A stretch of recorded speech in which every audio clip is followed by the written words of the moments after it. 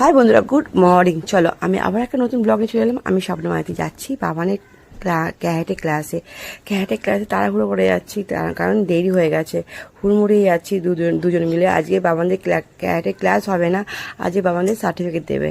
তো চলো, বাবান তো বন্ধুদের পেয়ে প্রচুর একদম খুশি। বন্ধুদের পেলে আমাকে ভুলেই যায়, এটা হচ্ছে কথা।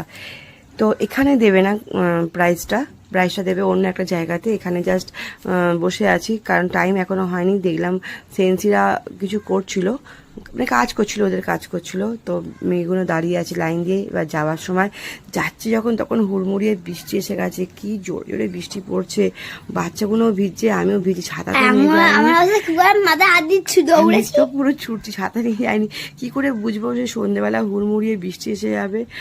আর এত জোরে বৃষ্টি এসে গেছে যে কি বলবো। মেয়েটাকে আমি ছুটছি মেয়েটার জন্য, যে মেয়েটা না ভিজে, কিন্তু মেয়েটাও ভিজে গেছে।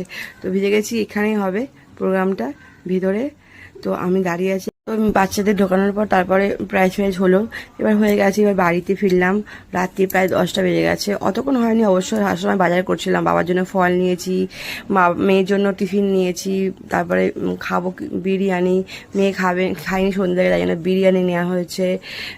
টুকটাক করে এটা ওটা করতে করতে একটু দেরি হয়ে গেছে। বাড়িতে এবার ঢুকলাম। এখন রাতে মানে কটা বাজে, 9টা বাজে, 10টা না সরি 9টা বাজে। বাবারও খাবার টাইম হয়ে গেছে। তাড়াহুড়ো করে যাই না ঢুকছি। আমি পুরো এখন প্রচুর ব্যস্ত, একই ব্যস্ত, তারপর আরও ব্যস্ত। তো বাড়িতে এলাম, দেখো কী এনেছি। আমি মিষ্টি এনেছি, মাখা সন্দেশ, ফল এনেছি। এই ফলগুলো বাবার জন্য আমি এনেছি, একটা খেজুর এনেছি, মেয়ের জন্য টিফিন এনেছি, কেক, পাউরুটি এনেছি, আর এনেছি একটা খেজুরের প্যাকেট। এই খেজুরটা আমার খেতে খুব ভালো লাগে, আমিও খাই।